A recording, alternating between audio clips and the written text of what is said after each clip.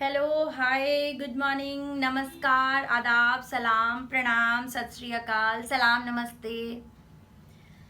तो वापस से एक बार कोरोना अवेयरनेस प्रोग्राम में मैं आपको बताऊंगी कि जो कोरोना टेस्ट होते हैं, एक्चुअली थैंक्स टू अवनीश जिसने मुझसे पूछा मेरे इंस्टाग्राम मैसेज पे कि मैम कोरोना का टेस्ट क्या बहुत डिफ़िकल्ट होता है, कराने में बहुत दर्द होता है।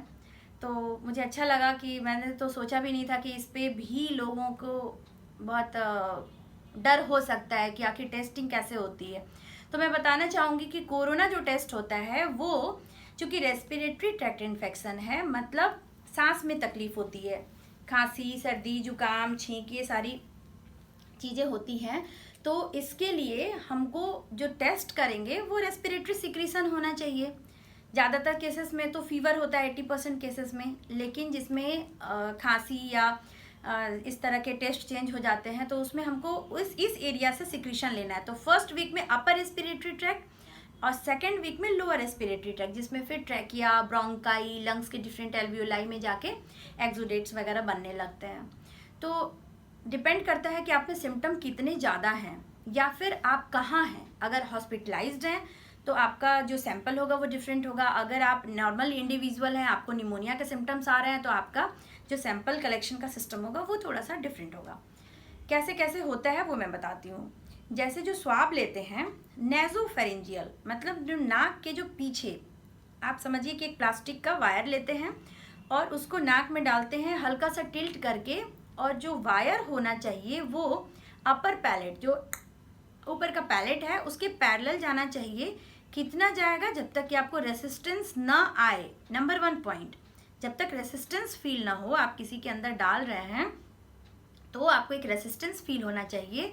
नंबर 2, साथ ही साथ आप ध्यान रखें कि नाक के से लेके कान तक का डिस्टेंस कवर होना चाहिए। ऐसा नहीं कि आपने डाला और रेसिस्टेंस फील हो गया तो आप वहां से निकल गए कि हाँ मैंने स्वाब ले लिया।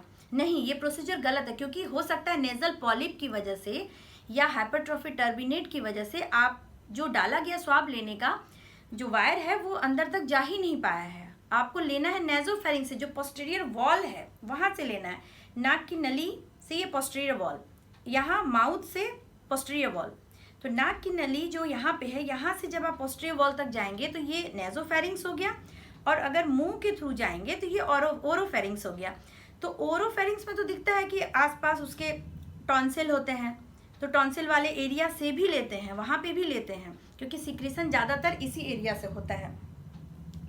तो अब वो डिस्टेंस मोटा मोटी आपने अंदाज़ा लगा लिया, वहाँ तक जाएगी। थोड़ा डिफिकल्ट प्रोसीजर है, पेशेंट को थोड़ा कोऑपरेट करना पड़ता है। तो इसलिए मैं कहती हूँ कि घर पे रहिए, सुरक्षित रहिए, हाथ धोते रहिए, मास्क पहनते रहिए, और प्लीज़ क्राउडेड वाले जगह पे मत जाइए, नहीं तो ये सारे प्रोसीजर से गुजरना पड़ेगा। तो ये हो गया नेजोफेरेंजियल और ओरोफेरेंजियल, ये 2 हो गए। अब वहाँ जाने के बाद क्या गए, क्या निकल गए? नहीं, ऐसा नहीं करना। वहाँ जाने के बाद कुछ सेकेंड तक वहाँ रब करना होता है, रोल करना होता है उस स्टिक को।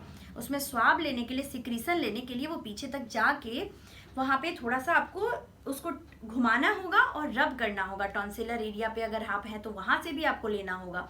तो पेशेंट को इतनी देर तक कोऑपरेट करना होगा। भगवान का नाम याद करिए और चुपचाप से उसको करा लीजिए, क्योंकि कराना बहुत ज़रूरी है अगर आप में ऐसे सस्पेक्टेड सिम्टम्स हैं तो।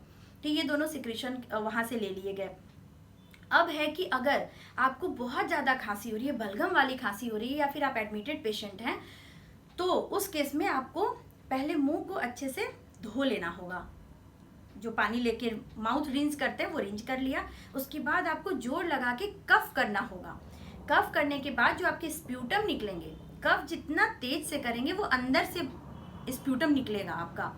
ऐसा नहीं कि मुंह का सिक्रीशन जो सलाइवा निकलता है हम वो दे देंगे तो हम ऑब्वियसली नेगेटिव आएंगे, क्योंकि उसमें तो वायरस होगा नहीं। इसलिए जो कफ करेंगे उसमें वायरस लोड देखा जाता है।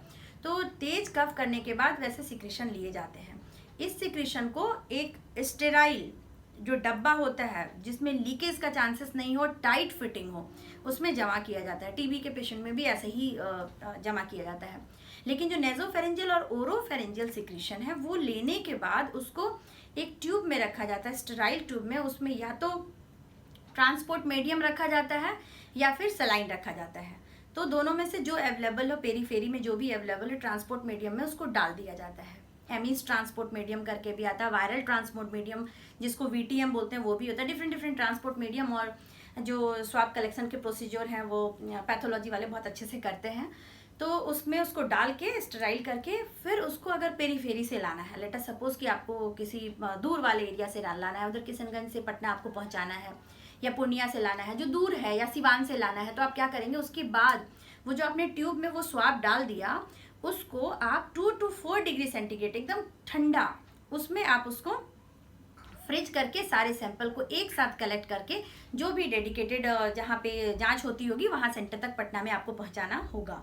तो इससे आप 72 घंटे तक या 4 दिन तक भी आप कह सकते हैं, 3 दिन से 4 दिन तक आपके सैंपल खराब नहीं होंगे, पॉजिटिव आने के चांसेस भी उसमें अगर वायरस होगा तो होगा।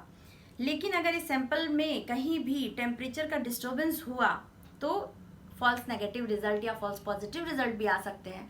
साथ ही साथ आपको ये ध्यान रखना होगा कि जब सैंपल कलेक्शन करते हैं तो पेशेंट को आप एक बार बता दें कि आप क्या करने जा रहे हैं, ताकि पेशेंट कोऑपरेट करे। तो मैं उम्मीद करती हूँ मेरा ये वीडियो सुनने के बाद अगर कोई कर रहे हों, वो अगर सुन रहे हो तो सावधानी बरतें, या मैं नहीं चाहती कि ये सुन के किसी को कराना पड़े, सब लोग हेल्दी रहें, सुरक्षित रहें। लेकिन अगर अनफॉर्चुनेटली अगर इस तरह का हो तो आप प्लीज़ उसको कोऑपरेट करेंगे।